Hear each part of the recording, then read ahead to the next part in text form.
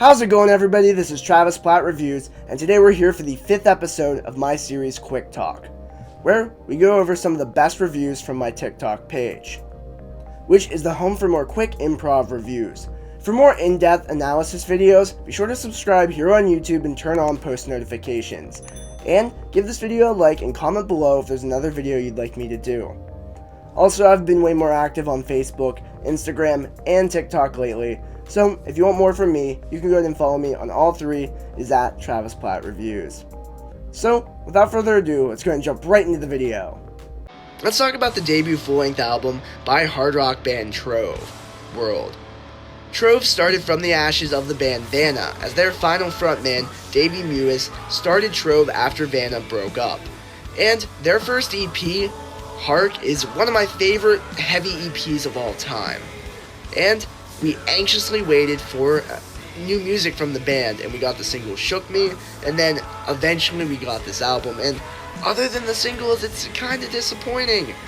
Sure, songs like Kingdom of Mud, Shook Me, and Nightmare Enemy are great songs, as well as Becoming Memories, but a lot of the deep cuts are just generally pretty forgettable. Like, honestly, after listening, I still can't separate each track from one another, but it's like there is a quality there, like it's good, but it's just kind of generic, and that's something that's missing the uniqueness from their first EP, so I'm going to give it a 5.5 out of 10. Let's talk about the new EP by rap artist Lund, Project of a Person. Lund is a rap meets emo rap meets pop artist that has been huge lately, over 3 million monthly listeners, and his song Broken grew massive, just almost overnight. And with his new EP, there are some good stuff on here, but it tries to separate from that single to try and prove that he is not a one-hit wonder. And although I don't think it really does prove that he's more than a one-hit wonder, there's some good stuff on here. Red Tide has a really nice floaty energy to it, and the tracks DNA and Moon are also pretty good. And overall, there isn't a whole lot to talk about other than expect a nice, feel-good, relaxing listen, and overall I'm going to be giving this EP a 7 out of 10. Let's talk about the new album by emo rap and dance pop artist Zubin, Perfect Hell, with help from producer YAWNS. YAWNS produced this album, and YAWNS has been super busy doing work with Cold Heart, Horsehead, that whole kind of group that did the Love Gang Forever tour, which I did go to. It was a super cool show. But with this new album, Zubin goes into more of a dance pop, synth pop direction, and there's a lot of really nice moments here. Some of my favorites being award-winning Adtr with Horsehead, the title track Perfect Hell, as well as Cement, the closing track, and the track Rot, where although there isn't a whole lot of variation on this album, there's still some really cool moments all around, and it's definitely pushing the boundaries of what this artist can do.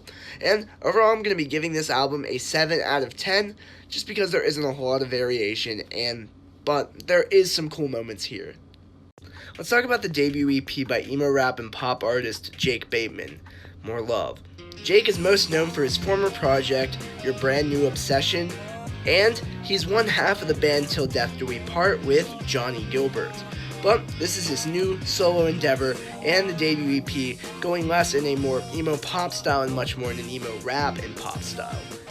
And with this, the tracks Better Off and Attention were standalone singles, but there were also singles Heart Attack and Alive, which were very good. The style that's most known for his former project returns on the tracks Clarity and Wasted Love, but in general, this is a pretty good EP with a really nice experimentation with the style of emo rap and pushing that boundary while still having the heart and soul of the genre. Overall, I'm going to be giving this EP a 7 out of 10 because the hooks are very catchy, very fun, and overall, I do enjoy this a lot. Let's talk about the new EP by post-hardcore and post-rock band Makari, Continuum. Makari is an alternative post-hardcore swancore-esque band that is fronted by the YouTuber Andy Sisek, who is one of my favorite vocalists right now. And they are most known for their track Transient, which is one of my favorite songs, like, period. And coming into this, even though it doesn't have that energy that songs like Transient have, it's still really good, they're going more into a vibier direction, and I think it works really well. But the roaring choruses still are there, like in the track Labyrinth, which is the lead single. And overall, this is a very slick production, like super crisp all around. And I just really, really like the style that they're going for. Almost similar to how Coletta's going, where it's, despite the minus the rap elements. But overall, this is a really good EP, and I highly recommend it. I give it 7.5 out of 10. Let's talk about the new EP by emo rap and pop artist Wolfi, The Age of Isolation. Wolfi is most known as an emo rap and pop artist, and he's most known for his albums Black and White, both come out in 2020. And to close off the year is this EP, The Age of Isolation, where he experiments a lot more with the rock and pop punk style, most notably on the tracks Get Up and Hex Girl. And those are my two favorite tracks on the EP, showing a lot of energy, and I just overall really like them. But this EP does not go away from the slow direction that's most notable on Black, and on the tracks On the Moons of Lego and also Ugly, it's most notable there. So if you're a fan of Wolfi already, you get a little bit of everything from him, and even a new direction. But if this is your first exposure to Wolfi, I highly recommend that you check him out, because there is a lot of really good stuff here, also including the tracks Medication and Cameras. Overall, a lot of fun. I give it a 6.5 out of 10.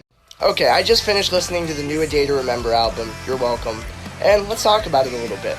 So, it's been 5 years since the last A Day to Remember record, and this is their first album with Fueled by Ramen. And after the Mixed Opinion, Bad Vibrations, the band took 5 years to release their next album. And after so many delays, it's finally here. And let's just say I'm extremely disappointed here. Bloodsucker feels like a very generic dad rock band. FYM's just honestly really annoying.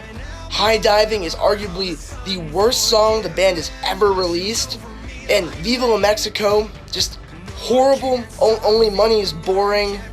Degenerates gets me infuriated.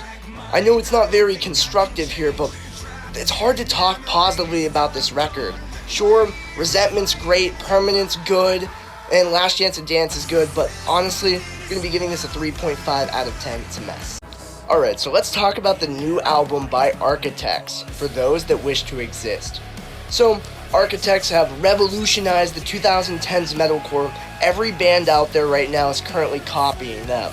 But now it's time for Architects to create their own path, and by that, kind of copy Bring Me the Horizon, but also incorporating new elements.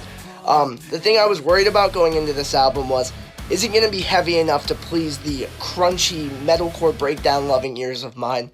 And my answer is yes. Songs like Impermanence and Libertine are just excellent, very breakdown heavy, but they also go in more of an industrial direction on certain tracks. There's also tracks like Flight Without Feathers and Little Wonder that experience in that electronic rock-esque Bring Me the Horizon style. I think there's a lot here that is good for everybody. Even though I came in worried, I still did enjoy this for what it is. So, it's not really Architects, but I'm going to give it a 6.5. Let's talk about the new album from emo rap, pop, emo, and new punk artist Nothing Nowhere, Trauma Factory. It's no stranger that Nothing Nowhere is one of my favorite artists of all time, and he honestly revolutionized the new punk movement, most seen in artists like Ian Dior, Mod Sun, Machine Gun Kelly. He's been doing that for years, but with his newest album, we get a much more full band style compared to what we've had in the past, on top of a lot of cool stuff that old fans will love. It's just like Crave and Real. Buck is one of my favorite songs of the year. Fantastic. Upside Down has a lot of nice vibey energy. Fake Friend doing well. And Death, do not get me started on the metalcore breakdown there. As well as the nice energy on Nightmare and Blood. And the emotional closer, Barely Bleeding. Honestly, there is so much great stuff on this album. Wow, please check it out. I give it an 8.5. Okay, let's talk about the new album by emo rap and alternative rap artist Softheart, Participation Trophy. Softheart is most known for his collaborations with Gucci Highwaters and other artists like that. Same general scene, and he's had a very, very busy 2020 and is looking to have an equally as busy 2021. So, how did his first release of the year sound? It sounds pretty good. Definitely incorporating a lot more indie rock influences, and some moments here are a lot more mellow compared to other releases like Ivory.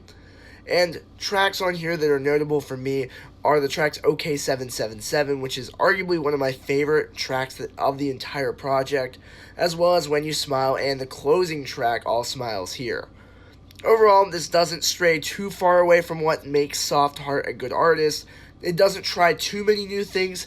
It's pretty safe, but the drums and percussion's one big improvement. Give it a 6.5 out of 5.